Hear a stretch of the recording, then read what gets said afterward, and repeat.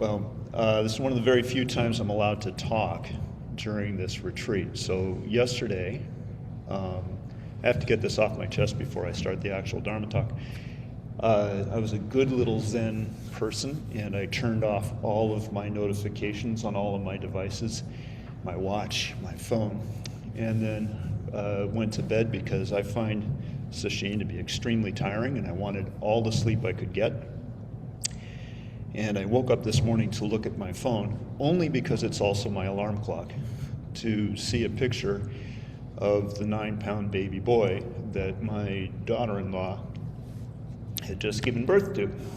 So, and I want to thank you all for your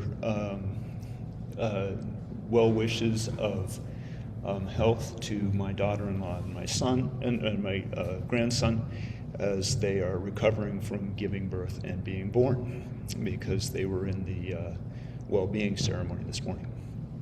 So, okay, that's the big news. Yay.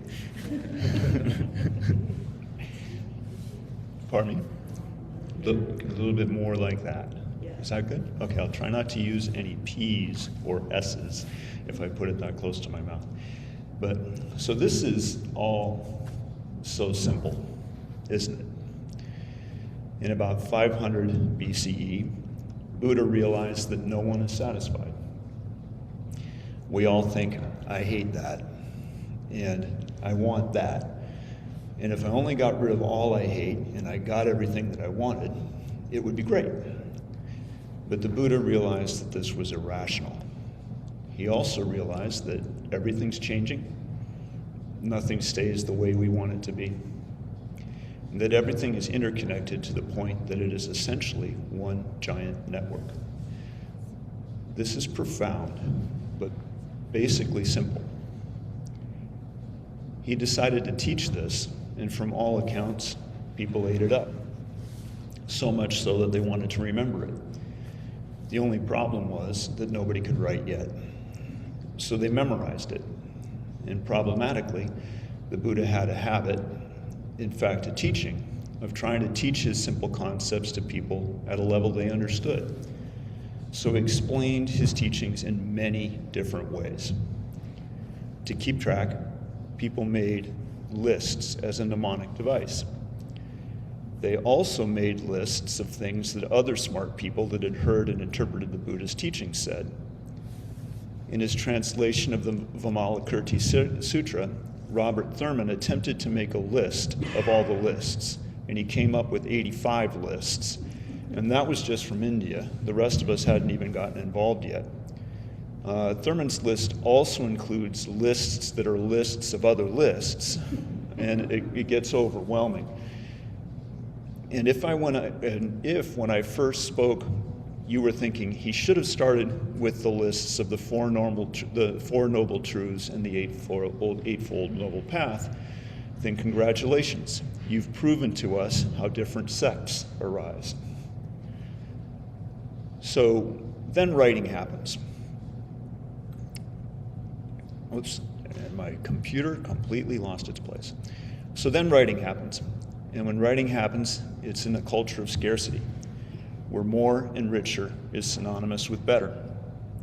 So now we have 6-legged white elephants, innumerable thrones of gold and jewels, and 100,000 million kalpas. The teachings are still so clear and so important that they continue to spread.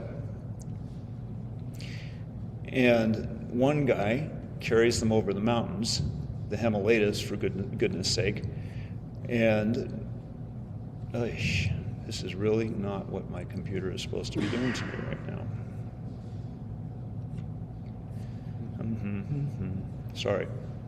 Technological stuff. I usually do this on my iPad, but that wouldn't work here. So we'll change it to this, and this should make it happen less. I apologize. And according to legend, this one guy carries the teachings across the mountains, the Himalayas, into China. And here, they run straight into the reductiveness of the Tao and the hierarchy of Confucius, and people use the teachings for verbal combat of all things. Of course, now we have writing, So we have the game summaries of the combat so that we have koans to contemplate. And we have verses written about both the combat and interpretations of both the game summary and the verses. And somebody wanders off with the teachings into the three kingdoms of Korea. From there, the king of an area called Pakche literally presents them as a gift in exchange for military support to the rulers of a little part of an island off his eastern shore. The rulers of that island kingdom, which is called Yamato, believe, as do many people of faith, that religious rites can buy you favors from the gods. In Japanese, this is termed Genzei Ryaku, which is translated as this world benefits. In Latin, it might be termed quid pro quo. They start promoting the rituals of this foreign religion in parallel with their own polytheistic, animistic local faith, hoping that they can cover their bases with all the gods and protect their kingdom, and more importantly, their rule over the kingdom. The new faith is particularly attractive as it can be placed under state control, and the monks regulated and used as tax collectors in addition to praying. The ranks of monks are actually standardized to match those of state officials.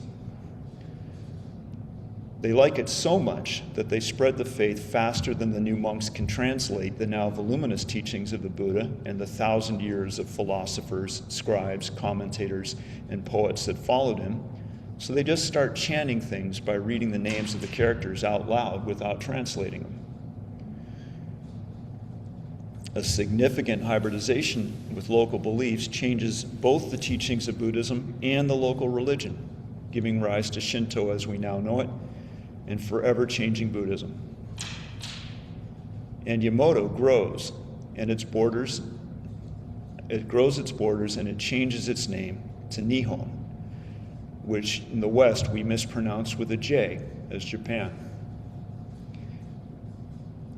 In their spare time, the monks write more poems about the moon reflected in buckets of water, dew on blades of grass, and mountains walking, and another monk writes a commentary on that poem, and on and on. And finally, two different priests bring all of this Japanese tradition to the United States, a Rinzai priest at the turn of the 1900s, and a Soto priest in the middle of the 20th century. The Soto priest arrives in the western town of San Francisco at a time when many Americans are craving something other than the faith of their fathers. And they try to learn this new iteration of everything that has gone before, subtly changing it yet again as it runs into Western psychological theories, acute societal changes, and other Buddhisms that now meet because the dualistic world is now as interconnected as the Dharma world is said to be. The faith is stripped of some of its more magical aspects as it is hybridized with scientific rationalism. Westerners, typically of European origin and fairly affluent, with the fervor of converts, practice as monks in lay clothing. Some ordain but continue to lead full lives as lay people, an innovation that is rare in Asian countries. New commentaries arise, influenced by Western needs and understandings, and again troubled by the fact that the Dharma has now come down through at least 7 different languages before English. 128 generations after the Buddha, and it is so complicated. And yet all of it, is about greed, hate, and delusion, suffering, impermanence, and non-self. In the midst of all of this complexity, we can viscerally feel the truth of this. I feel bad when I don't have what I want, or when I'm forced to be with something I don't want. I've lived long enough and acquired enough things to know that material things and wealth don't stop the feeling of dissatisfaction. I've watched too many friends and relatives die, too many perfect marriages dissolve, Too many friendships end to think that things are permanent. Non-self is tricky, but also both intellectually and viscerally obvious, although it's a little bit uncomfortable to think about. Our ego wants so much to be permanent and completely independent from anyone else. But our boundaries are much more porous than that. Leaving aside the fact that since we entered this room, we've all inhaled little bits of each other. I'm sorry, but it's true. Whether you like what I'm saying or not, I have changed the way you think. And your facial expressions and reactions have changed the way I think. Beyond that, we know we are all connected far more than the Western concept of self allows. And sympathy and empathy are not just constructs within oneself. Thich Nhat Hanh gave a famous Dharma talk in which he described working on a carpentry project. He explained that because he was right-handed, sometimes his right hand, in which he held the hammer, accidentally hit his left hand, in which he held the nail. He pointed out that the left hand did not take the hammer and hit the right hand with it for revenge, because both hands were part of the same whole, and the whole felt the suffering of the left thumb. This phenomenon happens even at a distance. When a Palestinian father goes for food aid and returns to the school in Gaza where his family was sheltering, only to find it's been flattened by an Israeli bomb, and his family is buried in the rubble, we all feel that. When the sister of the Israeli pilot who dropped the bomb was raped and killed in her home on a kibbutz by a Hamas terrorist, we all felt that. Closer to home, we all feel the sense of panic and loss of the high school student in a farming community like the Skagit Valley that surrounds you, when she returns home from classes to find that her father has been detained by ICE while working his job picking in the fields to give her a better life. So what does that have to do with us? Especially those of us who are lay people, the focus of this year's practice period. If you feel the pull to be a cleric, to leave home and become a monastic, or to stay home in a lay life but put on the robes, please do. If nothing else, you'll save a fortune on hair care products during your lifetime. Everything I mentioned earlier, all the lists, the fantastical stories, the carrying to China, the sailing to Japan, coming to America, the poems, the commentaries, the explanations, are all because of clerics. We need clerics to wrap and deliver the gift of the Buddha's teaching. But there's another list in that 85 list. The emptiness of the three wheels: giver, receiver, and gift. The gift of the Buddha's teaching and the clerical giver are pointless without the receiver. And that's the lay people. When you get this gift, I implore you not to leave it on your shelf, neatly arranged in alphabetical order with your other gifts, only to be enjoyed privately. As lay people, we are the interface between Buddhism and the rest of the world. We don't have to dress differently, we don't go door to door, we don't hand out leaflets at the airport. We just live the Dharma, moment by moment, in the world outside. So take the gift out, listen to the instructions you were given with the gift, and share the hell out of it. Because the gift of the teachings is universal compassion. Through universal compassion, we can help save all beings. Now, I know that sounds trite, and I always think that when people bring it up in Dharma talks, especially in the current political climate. How can our paltry efforts heal the world, especially when destructive forces hold power? And much of our effort revolves sitting on a cushion. One of the teachers I've had longest in my life has no idea he teaches Zen. He's a staunch Catholic, and Rokodan and Hyashiha Shitoru Karatedo. Salerno Sensei taught me that you can never chop down a tree with a single axe strike. You just keep chipping away. In class, one of his favorite pieces of advice is another 1,000 times. Just do it another 1,000 times. So get off your cushion, leave the temple, go out in the world and start saving it. Smile, give someone emotional support, greet your red cap wearing neighbor with kindness. Stop buying detergent in plastic bottles. Put solar panels on your house. Charge your electric car with those solar panels. Speak out. Vote. Help refugees. Give money to or volunteer for good causes. Heck, just leave a bigger tip at the coffee shop. And on and on. 1,000 times from tens of thousands of practitioners over hundreds of thousands of days, and the mountains begin to move. Now that would be an excellent place to end the talk, but I had thought about compassion that I need to share.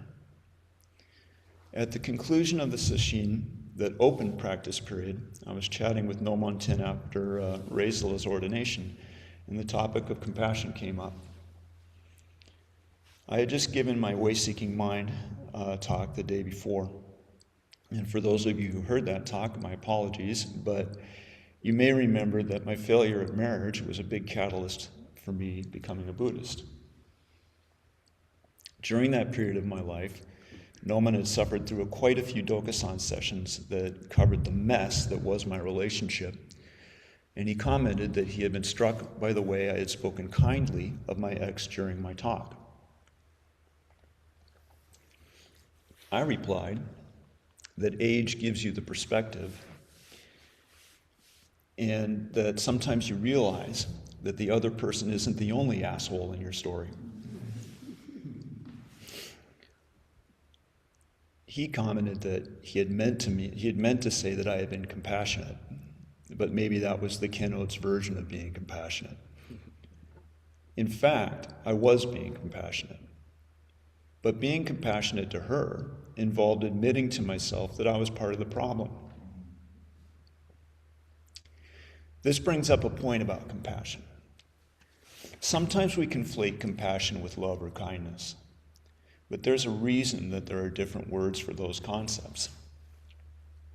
Love is warm and soft and fuzzy, and so is kindness. I could ignite a bomb of love or kindness in this room and nobody would get hurt. Compassion is from the Latin word compati, which literally means to suffer with. This word was chosen to translate the Pali word karuna, which is described as the desire to remove harm and suffering from others. Even in Pali, it's distinct from metta, which is the desire to bring about well-being and happiness, and is generally translated in English as loving kindness. This distinction appears in our precept ceremony as well, as we vow separately to refrain from harmful conduct, which is karuna, and to cultivate beneficial conduct, which is metta. Both of these are distinctly different from the concept of pity, or to feel sorry for someone. Compassion is like those little down feathers inside the coats and vests we all like so much in the Pacific Northwest. Down can be soft, but there's a sharp end to the quill that can be irritating, and sometimes it can downright hurt. Compassion has sharp edges and points hidden inside the warm fuzzies. Love and kindness would catch somebody who is falling down to protect them from pain. Compassion sometimes lets them fall so they learn not to stumble in the future. Catching them would be metta, but letting them fall might be karuna. Love and kindness intervene to stop self-destructive behavior. while sometimes compassion just watches to prevent serious injury while letting the person hit rock bottom and figure out for themselves that they need to get help. Sometimes being compassionate irritates or cuts the ego that thinks you're separate, that somehow you are being good to someone else, as if you were separate. Sometimes the sharp bit cuts the person to whom you're extending compassion. The hurt can be necessary in either case. So while being compassionate, be aware that it isn't always easy. You might get hurt, suffer, or realize uncomfortable truths about yourself. More importantly, be aware that in extending compassion to others, you might inflict pain on them or allow them to suffer temporarily. Try to be skillful. Try to use the soft end of the feather and keep the sharp end pointed at yourself. But you might inadvertently use the sharp end, and in some cases, the sharp end might be what's necessary. I want to thank you for listening to my ramblings today and during the rest of practice period for those of you who are willing to suffer enough that you signed up for my class, and I hope I have not led you astray.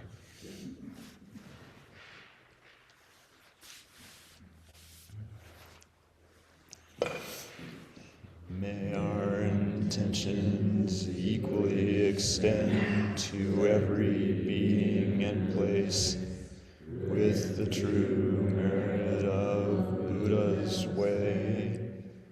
Beings are numberless. I vow to save them. Delusions are inexhaustible. I vow to end them. Dharma gates are boundless. I vow to enter them. Buddha's way is unsurpassable. I vow to become it.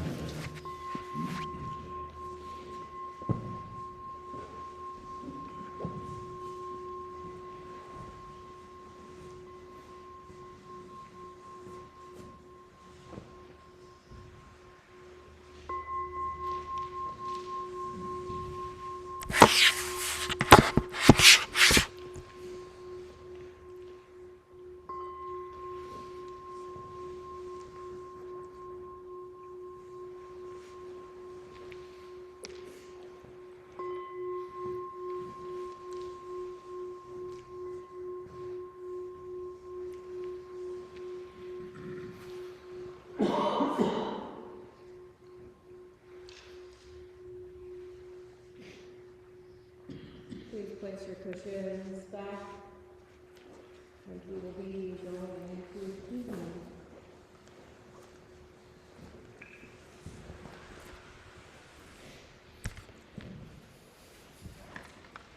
I started recording. You started.